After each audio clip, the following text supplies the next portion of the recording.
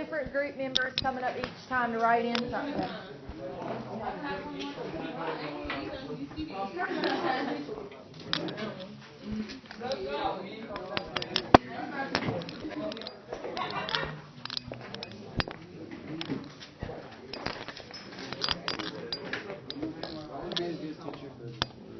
For which one?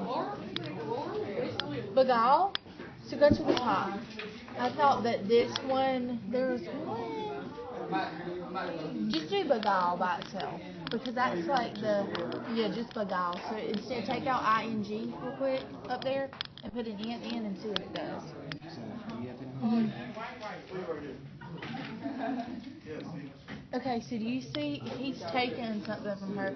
So the definition for this word has to do with like, for beguile, it's like you're charming someone, but in a way that is deceptive at the same time. So think of a way to depict that. Yeah.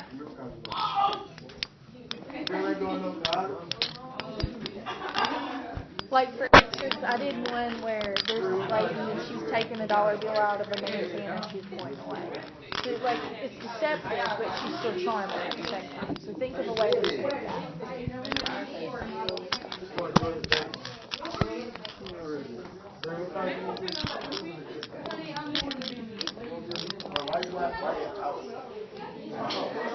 running outside the box, bro. All you gotta do is stay inside the box.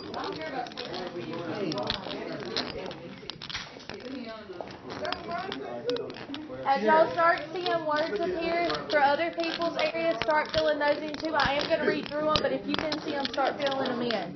Because we do have a poem to read today, and we have some discussion to do, so.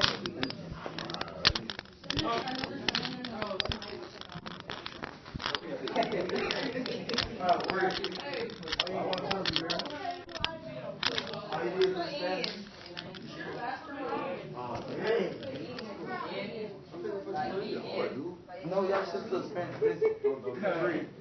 Yeah, Jay.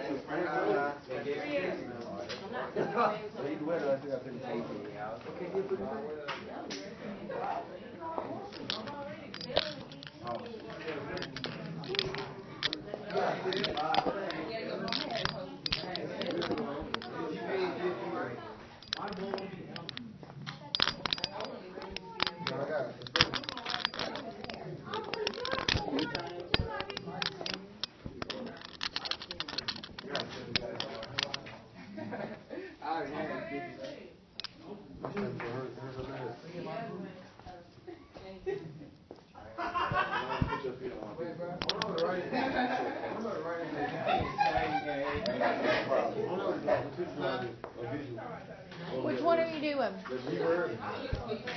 The what? Beguiling? Okay, so think about the description and then look at the synonyms too and think how would you draw that? How do you draw charm, attraction, and in a way this is deceptive too. So a bunch of heart eyes, so like an emoji. Okay, and then how do you depict deception in that? Draw like a dagger next to it.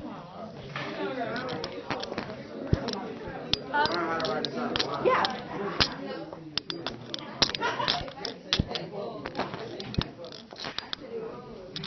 Katie, there's a red marker up there if you want to use that for your eyes. Just saying. No, dear.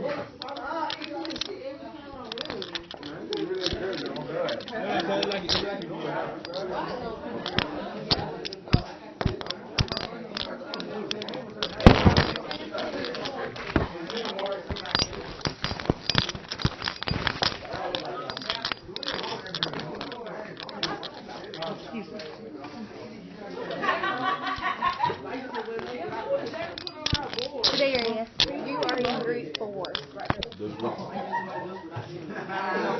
Over there with Maya and Jalen and all them. And here, take this too. They're doing this right now. Your word is number 4. And as you start seeing words up here, start filling it in.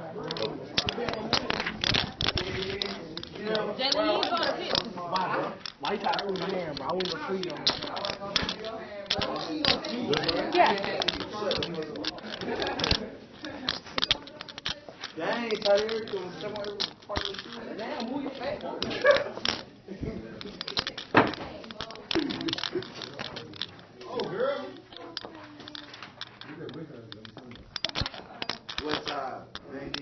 I'm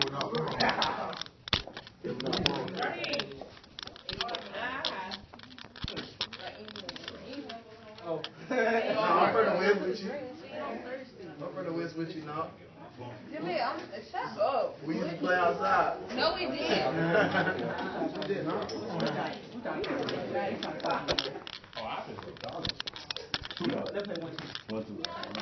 Hey. We still need some for lore.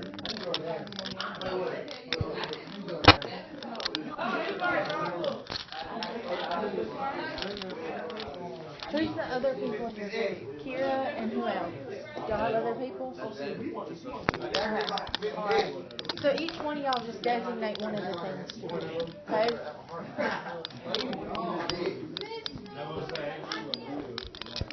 That's fine. I'm going to read it off shortly to y'all. What else do you need? Are you needing lore and all this? Here's what I'll do.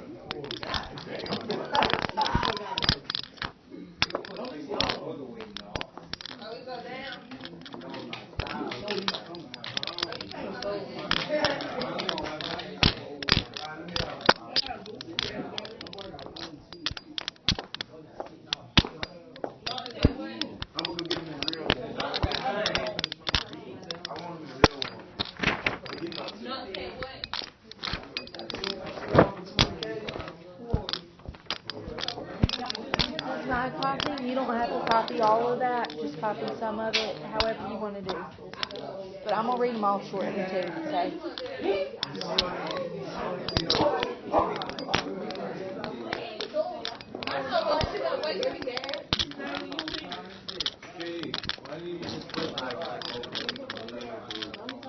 How many times? Good enough. Yes, that's good. Are you gonna race? No, that's fine. We still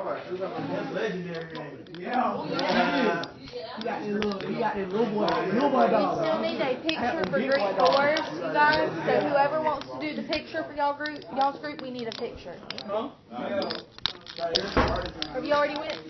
You gonna do the picture? Okay. For y'all's group for golf, you have to do the picture for golf. Golf? Golf. Number 4. Hey, number We're 1 down. ain't even up there. Yeah, no. Okay. We're working on it. Kira, we need some of number 1s put up there, so if you want to do a definition of cinnamon, y'all need to discuss who's going to do what. See there. Let me see your friend.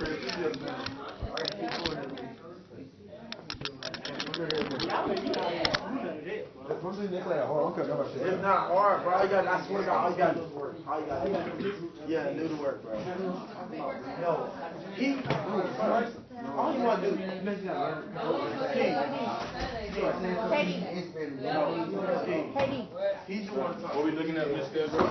You're drawing the picture for golf. You need to fill in this information.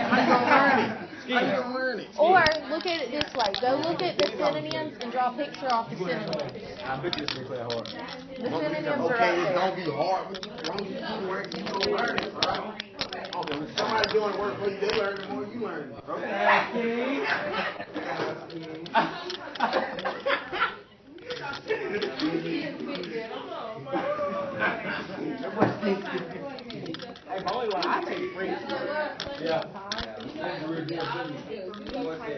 Like that lean, fair-waisted, skinny is another way of drawing it. To draw a skinny person, you can do it. You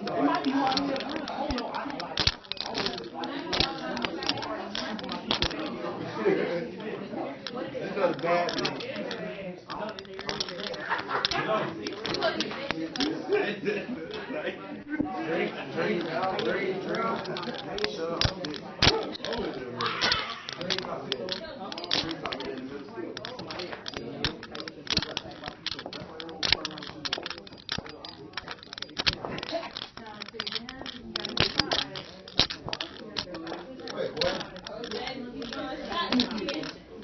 Make sure y'all are getting all of your words. They're going to have to go in your vocabulary online as well. Make sure you're getting all the vocabulary.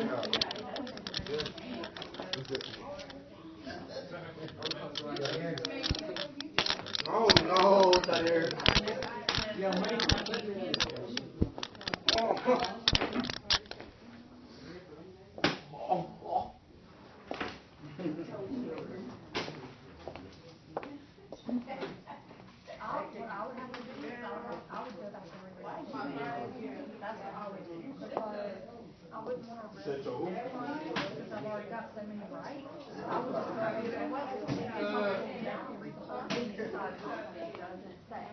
Where's that?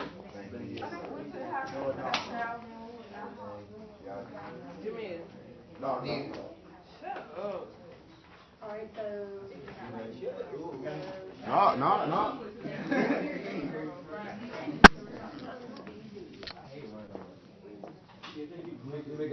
No. Well, you always say though.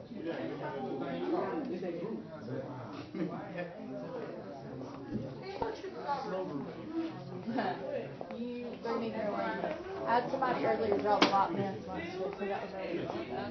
That was a good chupacabra. Let's just do that. Let's just say that. Yeah, we'll just go with that. We'll go. I'll look it up later. You want to, you can go look it up real quick right now and make sure you got it Yeah, right. look up chupacabra.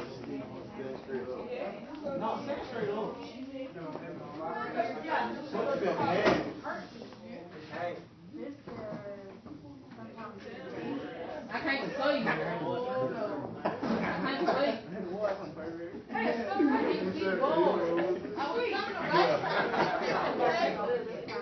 not right.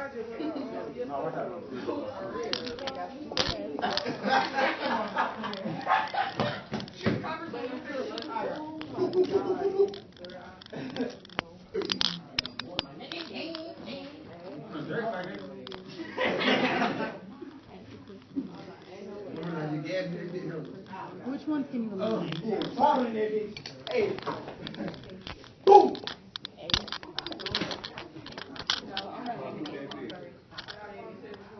Yeah, there's no question.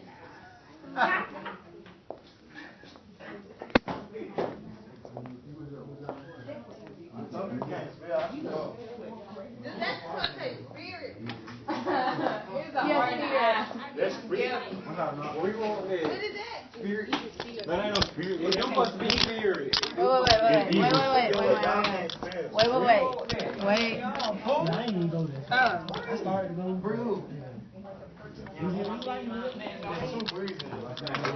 Problem solved.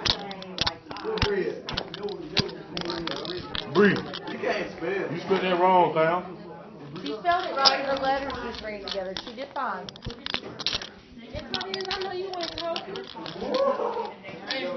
Hey, y'all be nice to each other. Let's not talk to each other this way.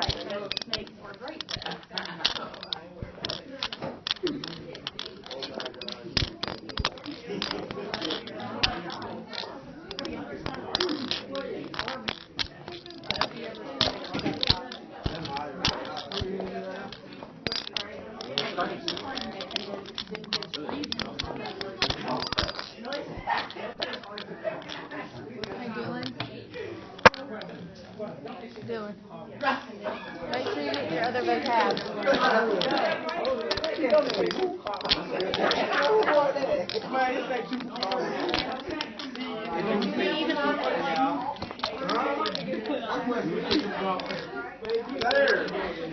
Hey y'all, there's multiple ways to interpret that last one. You can do that, you can draw a picture of the Loch Ness monster, you can do anything. How you another word? Chupacabra.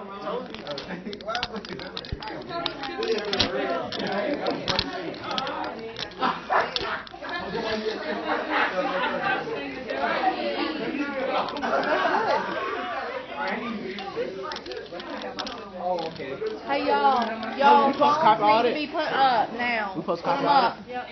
We do? I'm gonna have to be confiscating some phones if we don't put them up. We supposed to copy all this. You're just drawing your pictures, so whatever. I'm saying, do you copy all this? Yeah, copy all of them because you're gonna have to put this online. Y'all, you need to make sure you're getting every vocabulary word. If you are gonna have to transcript your document.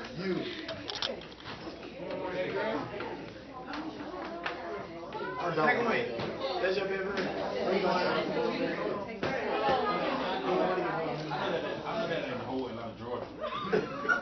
Oh. I know it's not good or like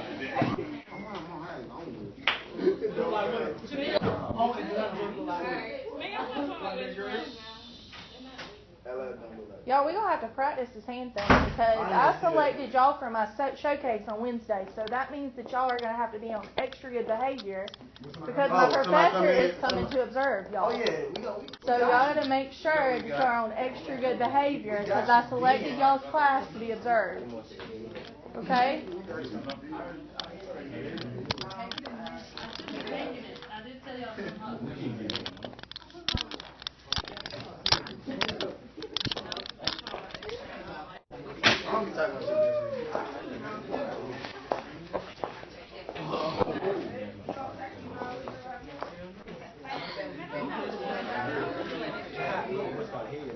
Alright, now that we're done, everybody, I'm going to go ahead and read through them because we do have to go through a poem today and we do have some discussion to do as well. Okay, guys. Okay, guys. We're going to go through this because we have to get back on task. So the first word was lore. And that is a body of traditions and knowledge on a subject typically passed by way of mouth. So if you're thinking about oral traditions, a lot of Native Americans did that before we could write those traditions down. A lot of cultures actually did legends and myths and stories by word of mouth. So that would be called lore. She drew Chupacabra up here because I guess that is, I think you said it was a chief of the society that sustained the culture. Well, kind of that, and also there's a legend about the keepers of Chupacabra who basically watch over him, so that basically he can't capture him. Okay, so that's an awesome example of how you would draw lore. Another example is the Loch Ness Monster. Last class drew the Loch Ness, and I did not think about that. So if you think about that, yeah, Bigfoot, that is a lore that we have. That's a myth, a legend that we hold true.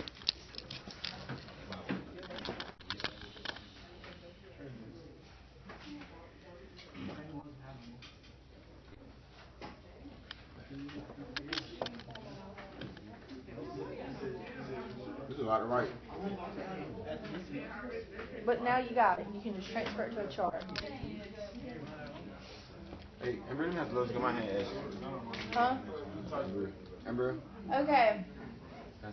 We're going to do the next word. Are we good on the first one? Yeah. Okay. Surcease. To cease from some action, desist. You end to close. You let it down. You basically cancel it. However you want to put surcease. It puts a stop to something.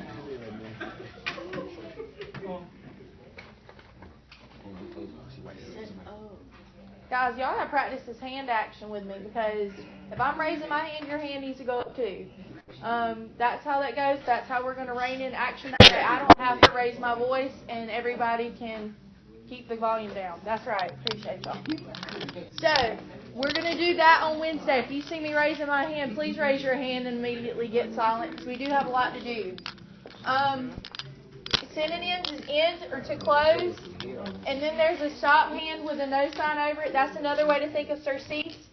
That is a noun. I did give y'all some directions as to what words to look for in what part of speech they are.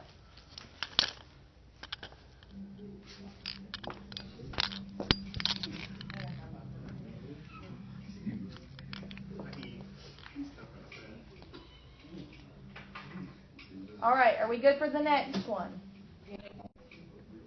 Can't see? Yeah,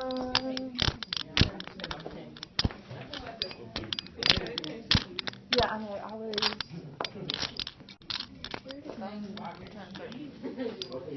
I know. It's watching me all across the room. I know, and it keeps catching the shelf because I'm so far up here. All right, are we good to go to the next vocabulary word? Okay, so the next one is beguiling. So that's charm or enchant someone, sometimes in a deceptive way. So some of the synonyms are actually in that definition. So charm, attract, enchant, entrance, mesmerize, amaze. There's millions of ways that you can think of beguiling. and somebody drew an emoji, and then they drew some hearts with arrows through them, I guess to show the deception. Oh. That's a lot. Stop. Ah, dang. We're good. Okay, are we good for the next word? Next word's gaunt, and it's an adjective. It's lean and haggard, especially because of suffering, hunger, or age. Whenever we're reading the story today, I want y'all to listen for the word gaunt and determine if it's by suffering, if it's by hunger, or age that this narrator is lean or haggard. So try to look for that. And then synonyms are lean, spare, wasted. The visuals need food. That's great. Somebody else drew that one earlier as well. They also drew a skull and bones, so that's a good description of what gaunt is.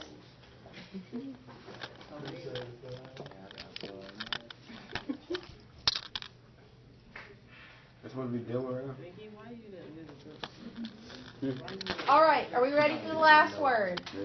All right. So, fiend is an evil spirit or a demon. Synonyms are demon, devil. A lot of people put brute. Do y'all remember what the word brute was? Oh yeah, I mean like a beast. A beast, a monster. So brute is another synonym for fiend. And then it's also got a demon over there. So we've already used brute. Brute is another synonym for fiend. Me too. Yeah, me too. It was wet. The other one's gonna be, you're gonna have something to do with the blood. Okay, whenever y'all get done with your vocabulary, head back to your seats. And the reading's going to be on 312 today, and computers and all technology can be put away. All right, all technology put away, guys.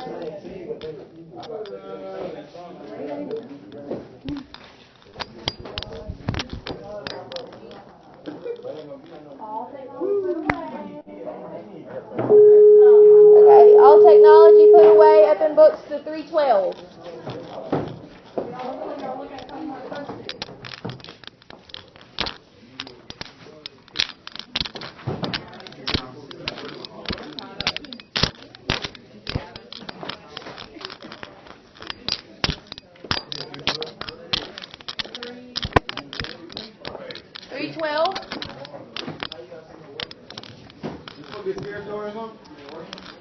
In light of Halloween.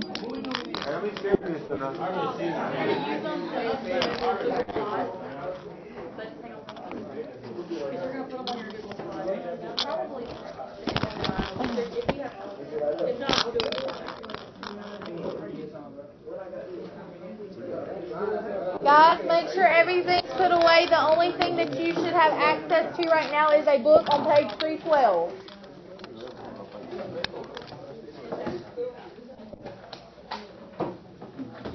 I got a lot of technology up here for you guys today, so that's the only one you need.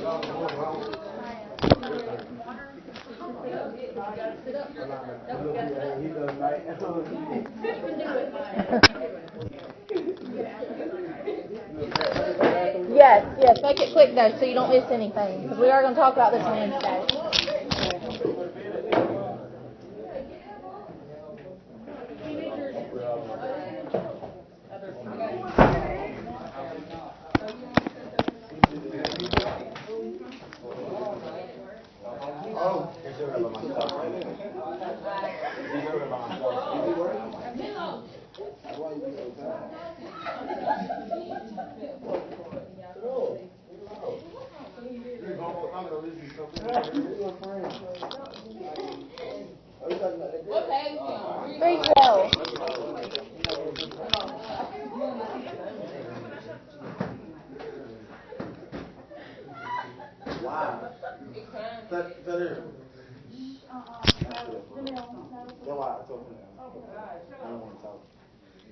Okay, guys, y'all, it's an expectation.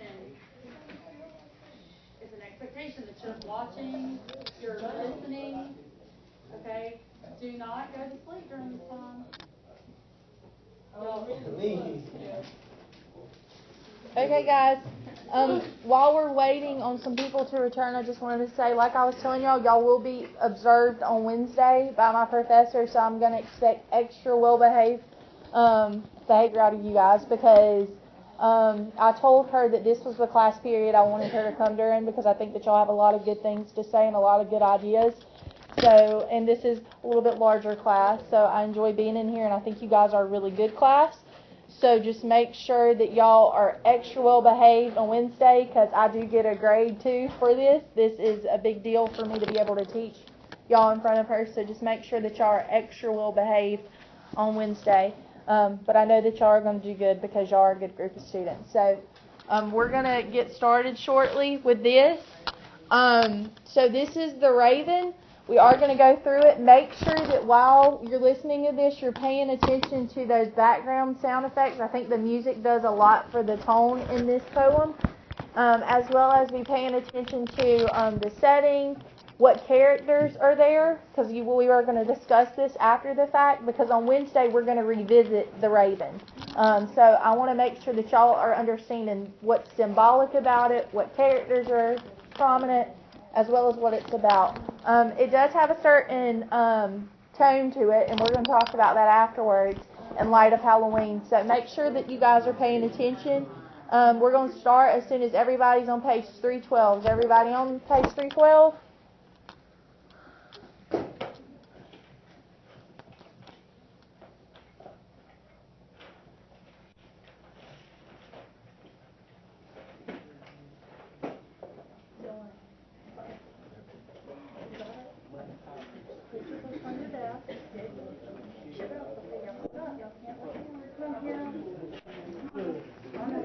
I promise y'all are going to like this one. This one's got some good stuff to offer in it.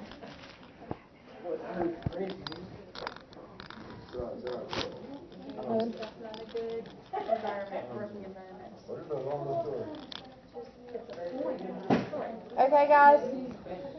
Make sure that y'all are on page 312. We're about to start. Words are on the screen too, so if you get lost and you need to backtrack where you're at in the book, they are on the screen. Okay, you ready? The Raven. Once upon a midnight dreary, while I pondered weak and weary over many a quaint and curious volume of forgotten lore, while I nodded, nearly napping, suddenly there came a tapping, as of someone gently rapping at my chamber door. "'Tis some visitor," I muttered, tapping at my chamber door. I'll do this. Nothing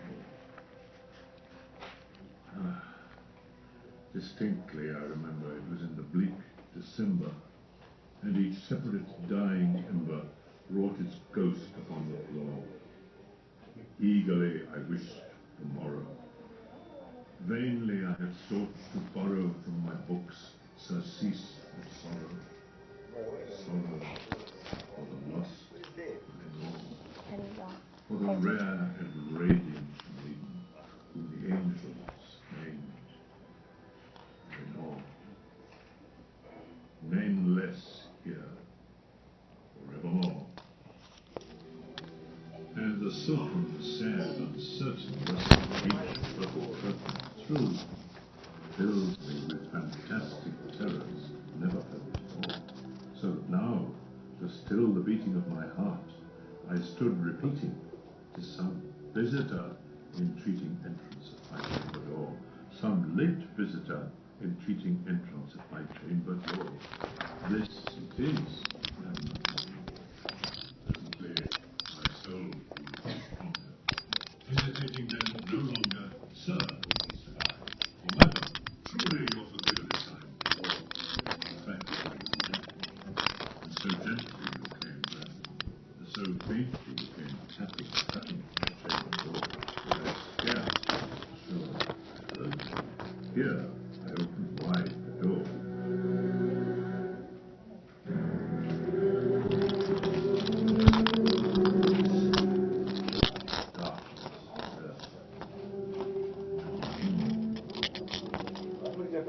Deep into that darkness peering, long I stood there, wondering, fearing, doubting, dreaming dreams no mortal ever dared to dream before.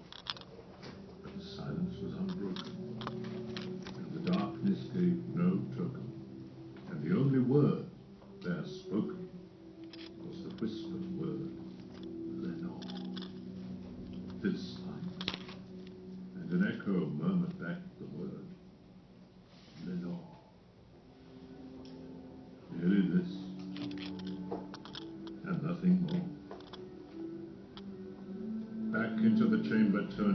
soul within me burning. Soon again I heard a tapping, somewhat louder than before. Surely, said I, surely that is something at my window lattice.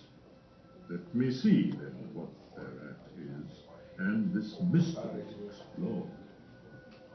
Let my heart be still a moment, and this mystery explore. 'Tis the wind, and nothing more. Open here, I flung the shutter, when, with many a flirt and flutter, in there stepped a stately raven of the saintly days of yore. Not the least obeisance made he, not a minute stopped or stayed he, but with mien more baby, perched above my chamber door, perched upon a bust of Pallas, just above my chamber door, perched and sat, and nothing more. Then this ebony bird, beguiling my sad fancy to smile by the grave and stern decorum of the countenance it wore. Though thy crest be shorn and shaven, thou, I said, art sure no raven, ghastly grim and ancient haven, wandering from the nightly shore. Tell me what thy lordly name is on the night's Plutonian shore. Quoth the raven, nevermore.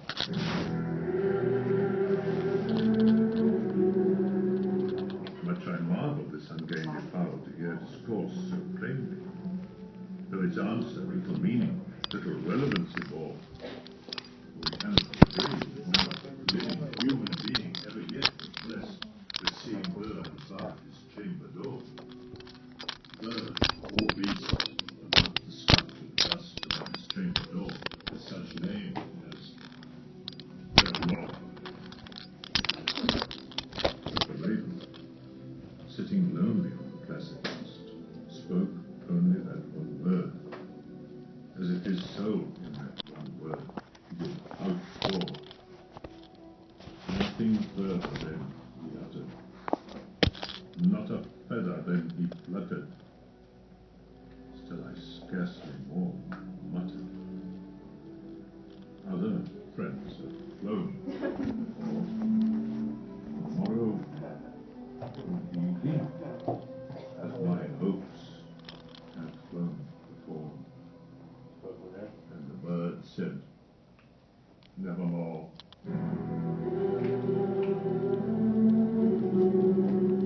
Startled at the stillness broken by reply so aptly spoken. Doubtless, said I, what it utters is its only stock and store, caught from some unhappy master, whom unmerciful disaster followed fast, and followed faster, until his songs one burden bore, till the dirges of his hope that melancholy burden bore of never, nevermore. But the raven, still beguiling all my sad soul into smiling, straight I wheeled a cushioned seat in front of bird and bust and door.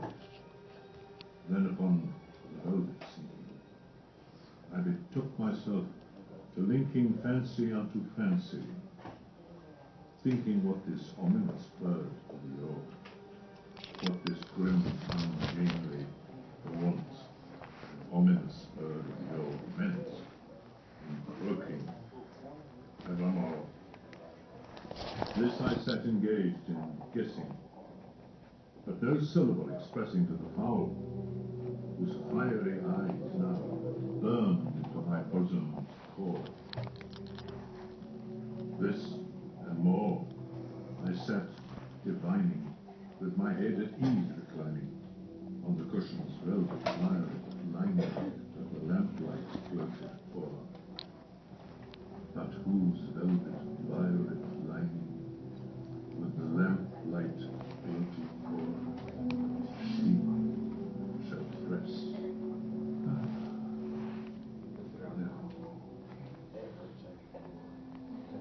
thought, the air grew denser, perfumed from an unseen censer swung by seraphim, whose footfalls tinkled on the tufted floor.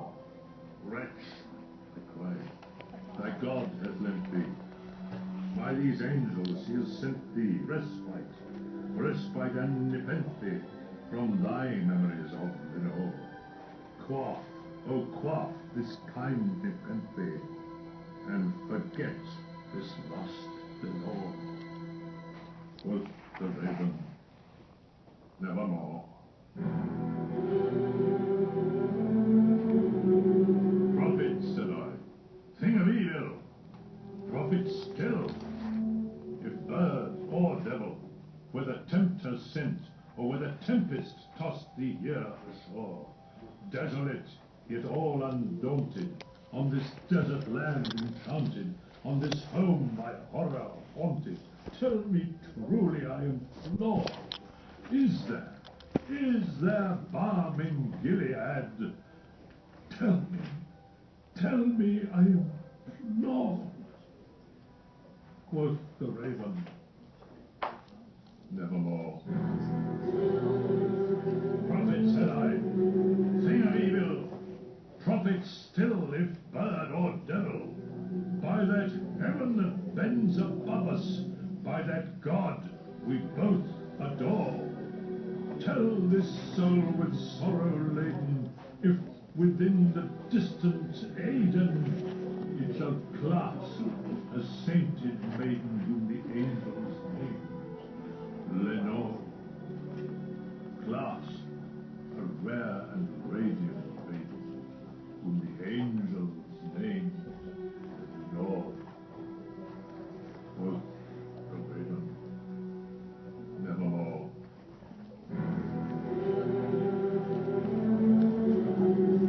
Be that word our sign of parting, bird or fiend.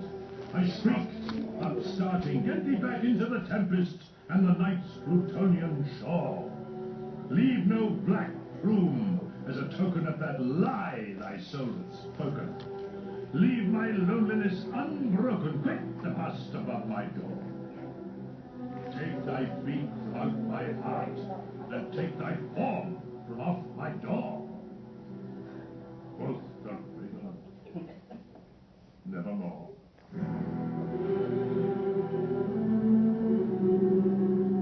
And the raven, never flitting,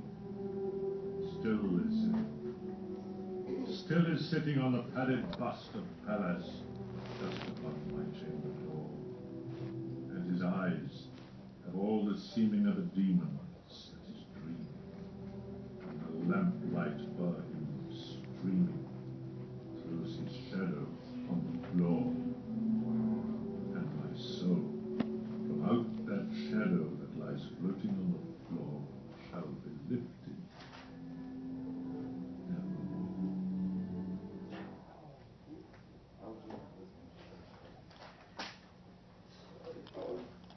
Okay, guys, we're going to discuss it now and see what y'all got out of it so that on Wednesday maybe the activities will come a little bit easier. Okay, go back to your setting, which is on page 1. I need somebody to volunteer to read those first 2 stanzas. Who'll read? You want to read the first 2 stanzas? Right? No, I was saying who wants to read the first 2 stanzas. I said Raheem.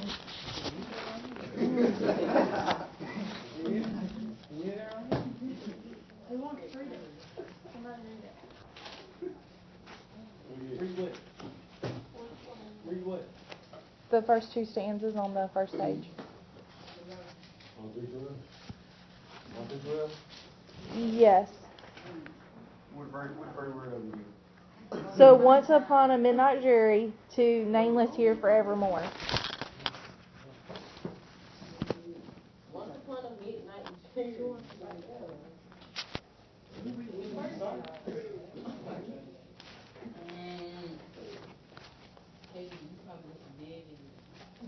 Read it, Amber. Okay, so you guys, are y'all familiar with stanzas? Very Okay, yeah, you can read it. Read it out loud, though, for everybody here. I'm going to go ahead and turn on the light, so.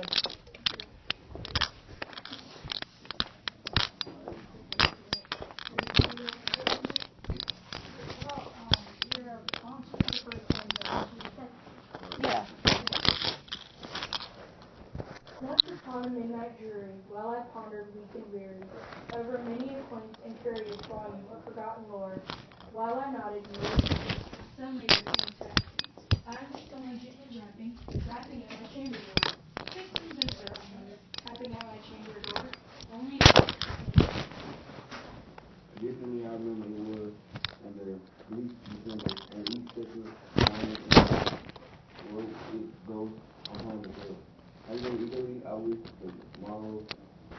Mainly I had thought to borrow from my books, Cersei? a song for the lost Lenore, for the rare and witty maiden whom the angels named Lenore. Okay, so let's first talk about the setting. Does Poe set up the setting for us to assume what the story is about? Does he set up the setting that way? How does Poe set up the setting?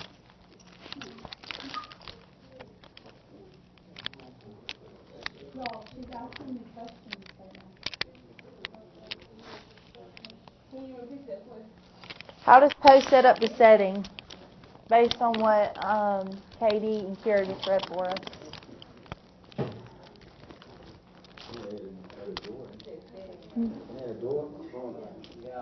A door?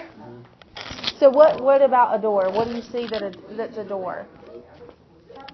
Somebody visit? Is it a visitor here? He's talking about a visitor, but what do we get from the setting? How does the setting make you feel? Dreary? Okay, what else? Pick out some of those words. Does it make you feel a little bit scared, like something bad's going to happen? Okay, so that's one way of looking at it. What else?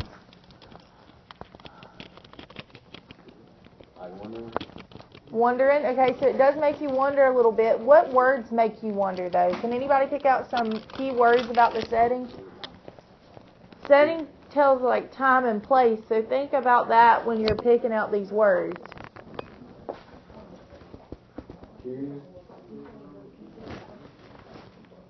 Okay, so curious, but what else? What words can you lead to? What adjectives in the setting make us curious? What makes us scared about the setting? Like what words specifically? Settings, time, and place. Think about a place. Time. Forevermore. Okay, so that kind of leaves like a long-lasting impression. What is a time? Do y'all see times like listed in days, months, anything like that? December. What does it say before December? Bleak. How does that word make you feel? How does it make you feel? Giving up. So it's really sad to a point. So I think Poe sets us up really well for what he's wanting us to see within the poem. Okay, so guys, let's make sure we're all paying attention because we are going to revisit this on Wednesday, and I'm trying to give you some setting for what you're going to do on Wednesday. So make sure y'all are listening to what everybody is saying. So what does he mean when he says in the last line that Katie read for us, nameless here forevermore? The name's not here, but which name are we talking about? Lenore. Who's Lenore? Did she open the window or did he? He opened the window and the bird came in, right? So, but who is Lenore? What's her significance? Huh?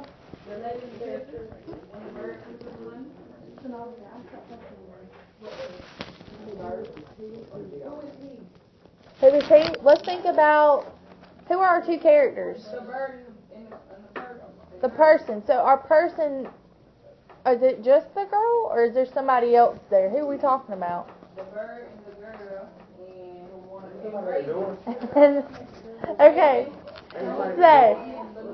So we look at our characters this way. There's the narrator, and the narrator doesn't have a name as far as we know. Like, he's unnamed.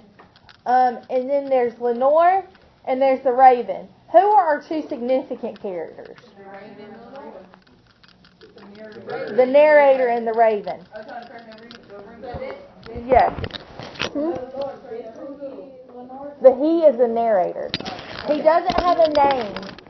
That's something that Poe never provided us with throughout the poem. But what's he upset about? The bird. But what's the bird doing to him? Scaring him. What's he using against him, though? Who is it?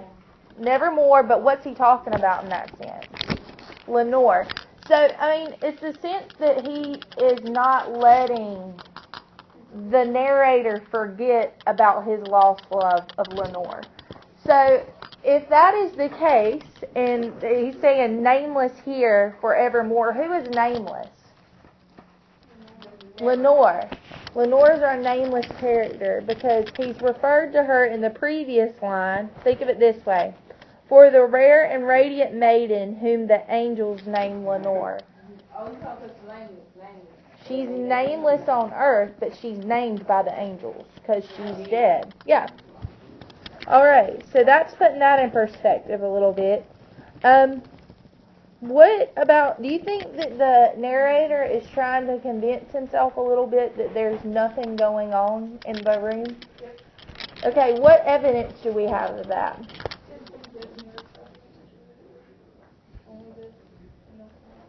You okay? Yeah. So he is saying nothing more. Yeah, so he said, oh, it's just a visitor, it's not anybody special. But then the tapping persists, right, until he opens the window and lets the raven in. Do you think that the narrator has a pre-existing... do you think the character has a pre-existing crazy part to him? Like where he's already partially insane, but he goes more insane? Yeah. He probably should have. That bird was bothering him. Huh? No, the bird is alive. Let's think of it this way. Hey, y'all, think of it this way. Here, I'm going to pull up a picture. Okay, you ready? Y'all ready? We're going to pull up a picture to try to put this in perspective somewhat. This side of the room, they're trying to figure out, are y'all talking about the woman over there? Look at the last thing. Oh, so must do that woman and the one that playing on. Okay. Y'all, I want to say that y'all are doing an excellent job trying to figure this out. You might feel like you're all over the place, you might feel like you're confused, but y'all are doing a phenomenal job. Those of you who are actually trying to figure out and decode this poem. Because it's not easy. Absolutely. But those of you who are tuning this number out, guys, y'all, you're going to have, I'm making it right now. Y'all going to have a test on this point, and it is not easy. Okay? So you need to listen to what she's telling you. Y'all need to listen to what she's saying. She's going to talk about it Wednesday, too.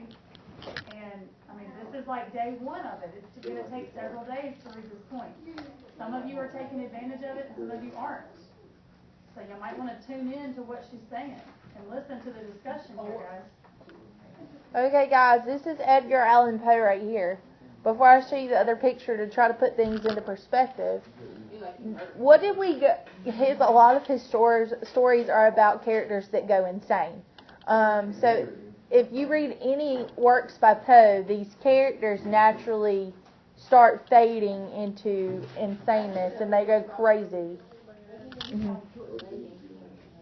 So if we're looking at Poe, there's actually one story, it's called The Gold Bug, and it was written in Charleston. So if y'all want to think about that in perspective, you and how it relates to you, think about how some of these literary works might relate to you too. So, well, what? Yeah, right there. That's somebody picking on the raven. It actually says that the bird was perched upon a bust of Pallas, and we're going to talk about that shortly. So, if we're going to look at this, y'all see how this, I don't know if y'all can see this guy, so I'm going to pull him up. Does that look like Poe to y'all at all? No, okay. But, hold on a second. But does this look like Poe to y'all? I don't know what just happened. I don't know what it went to either. We're going to figure it out. Okay, there we go. We got it. Okay, guys, does that look like Poe? He's tripping, bro. The outline looks like Poe a lot. So the people that are making these graphics, because we don't have a distinct description of what the narrator looks like, a lot of people are drawing the narrator as if it is Poe. That person looks like Poe to me. Does that look like Poe? Yeah. Okay, so when it's talking about perched upon a bust of Pallas, Pallas is a statue like that. We're going to talk about that too. It says Pallas Athena. Yeah. Okay, yeah. So if we're thinking about Pallas, Pallas actually lost in the war against Athena. Okay, so if we're thinking about it that way, how does Pallas relate to the story? Because he could have chosen any Greek character if he wanted to. Wisdom, but what else? And also, Pallas was a Titan, so he was known for war. So if we're thinking of this in terms of the raven, because Athena is the goddess of wisdom. So he's just a Titan, but he lost to her in the war. What are we thinking of this in relationship to the raven? Yeah, he's losing himself in it. And it's almost like him and the raven are in this war, in this battle, and he's losing to the raven. Yeah, and I think what's funny, though, is this raven is supposed to, if he's like conquering the narrator, in a sense, I like to think of this raven as being like Athena and kind of coming out top dog, because you see where he's perched at. He's perched on top of Pallas, so that's kind of like saying top dog, but even at that, it's kind of mocking the narrator still in a way by how this bird is perched upon this statue. So if we're thinking about hold on a second. If we think about I'm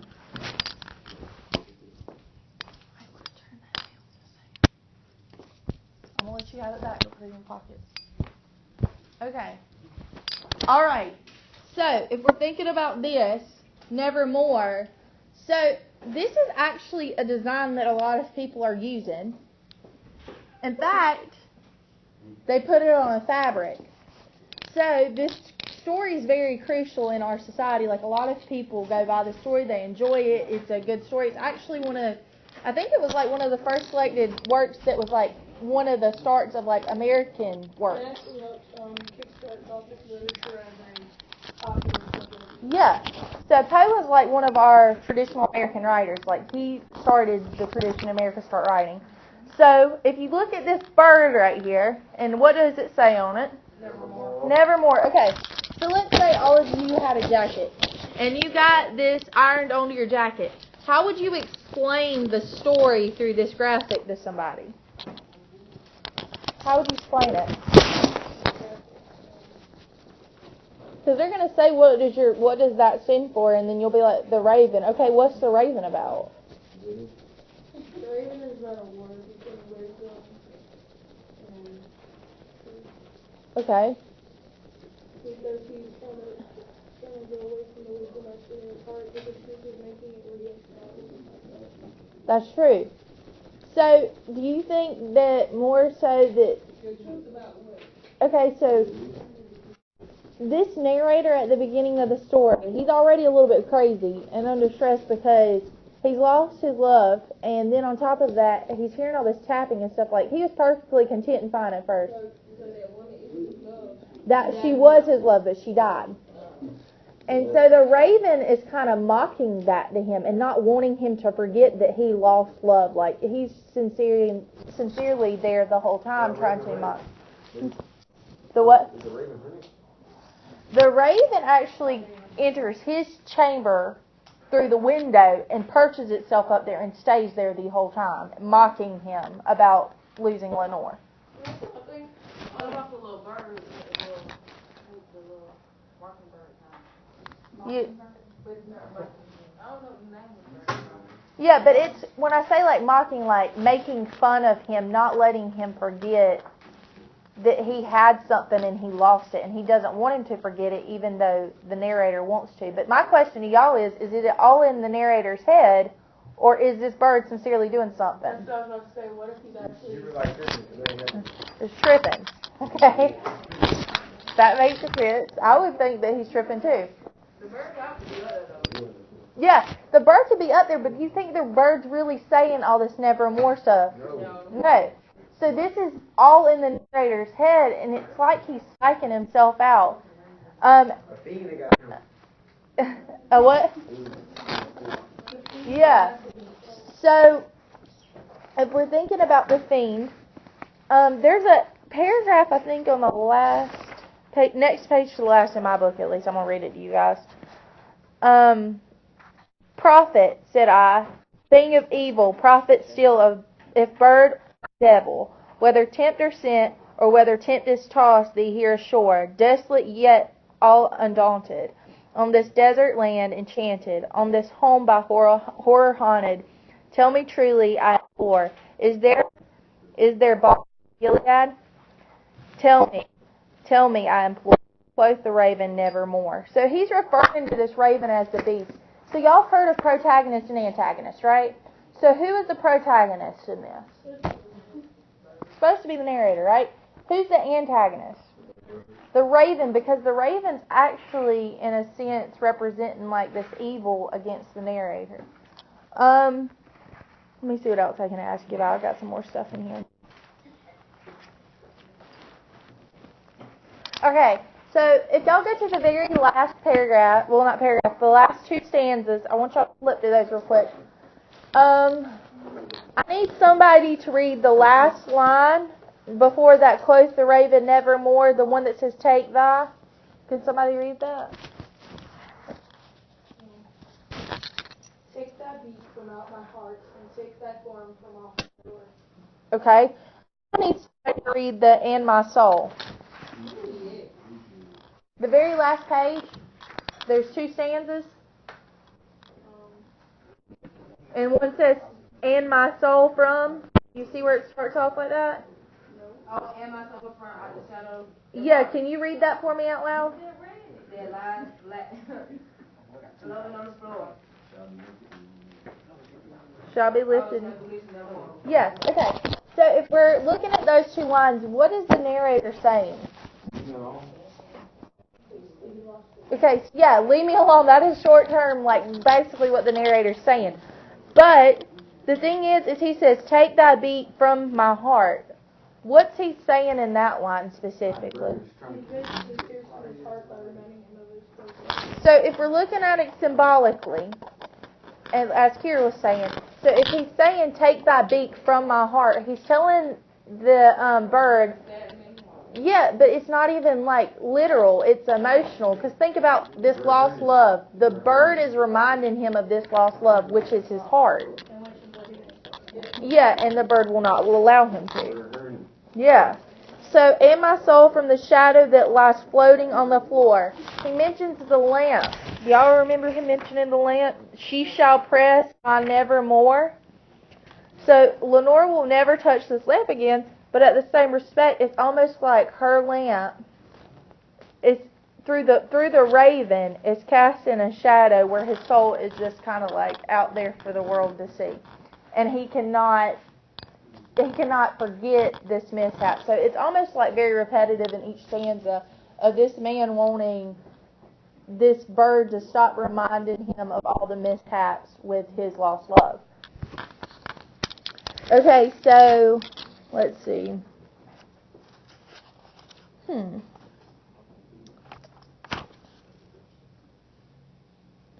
see.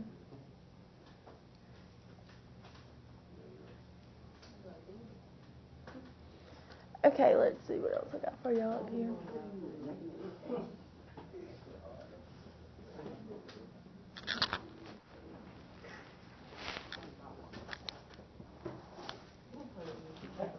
Raven's face, forgive.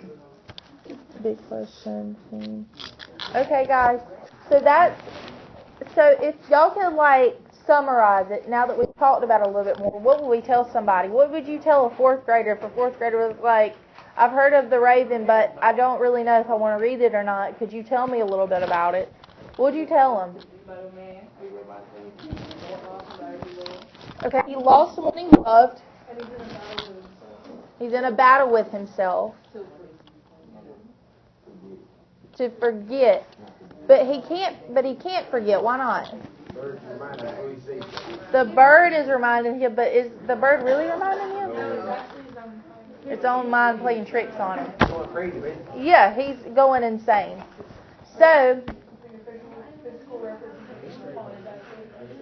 yeah, so he's basically developing his own mindset in a different object.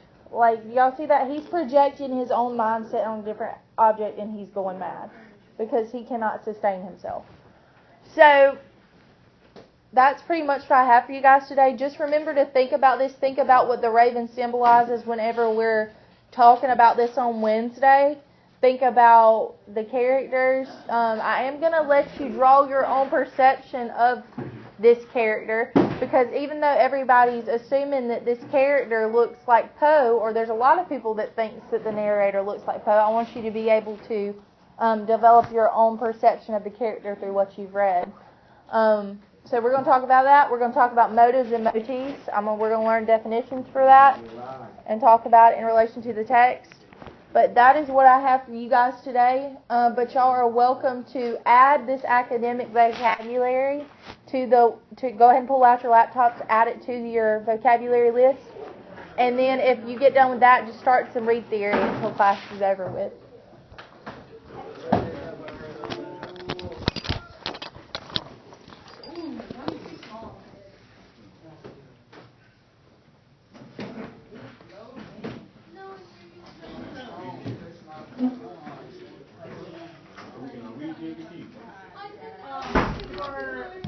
First, add the vocabulary to your slides.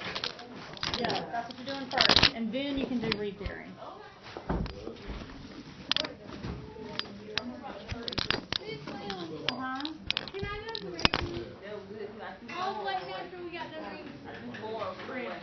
I'm going to take a book. Okay. I'm going to take the Josh book.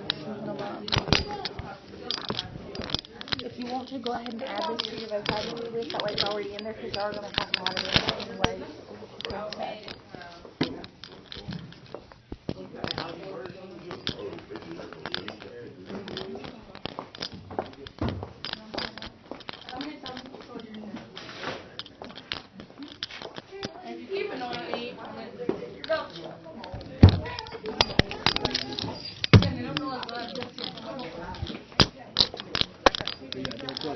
Yeah, I bring your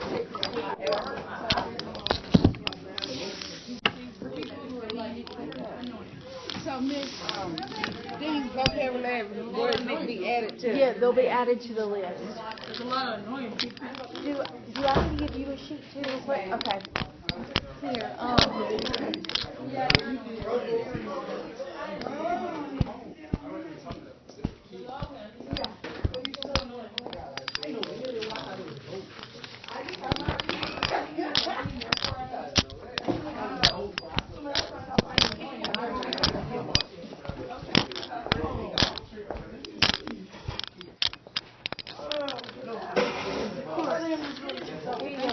yeah, I've got the parts of speech under there too, so you know which ones they are. So.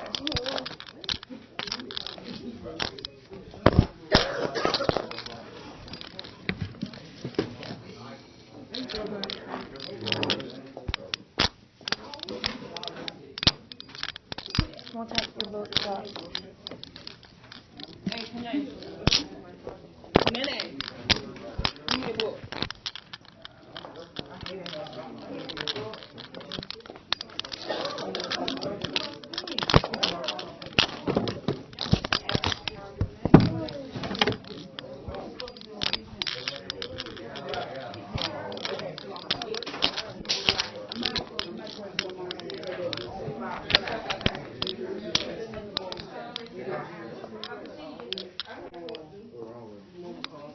Make sure y'all add y'all's vocabulary. This will have to go on there anyway. Yes. Yeah, you can go to the bathroom real quick.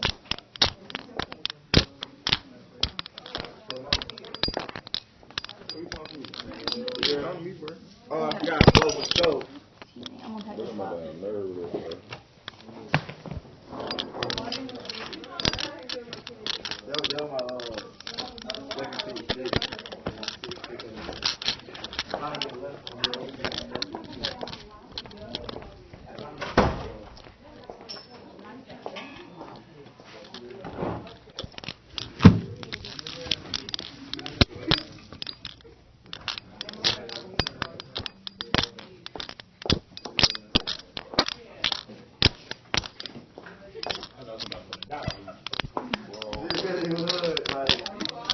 Can you pass me y'all's books, please? Because I'm gonna go put those up. No, like, for a project, she like it. She really would. I know. I'm sorry. No, I'm being for real. Nah, she really would. Because I know my friend. I know her, like, she really Jamil, you might want to add your vocab. Jamil, you would be mean to her. I can't see him being mean to her.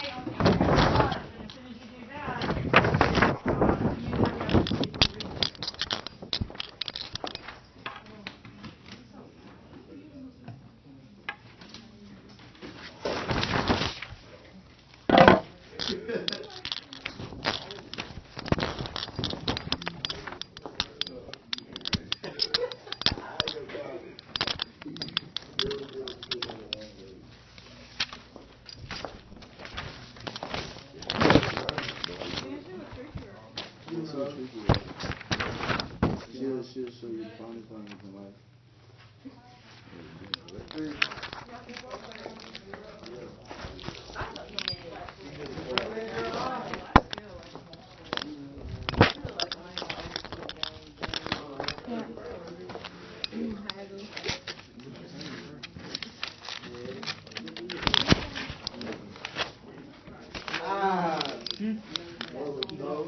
Can you pass me your books so I can take it back there so you don't have to do it? Thank you.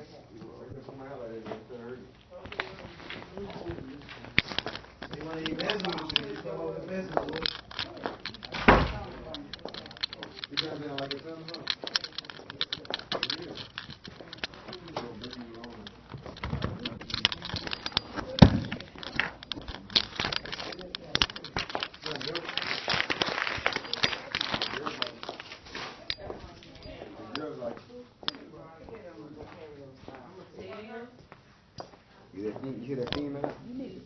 She a fiend. You know what a fiend is? A devil. You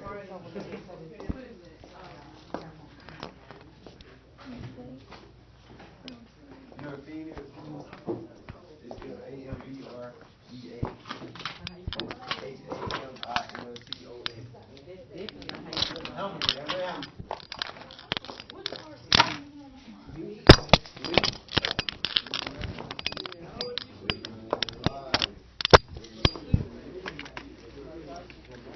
That thing's probably going crazy right now. Because I've been moving all over the classroom.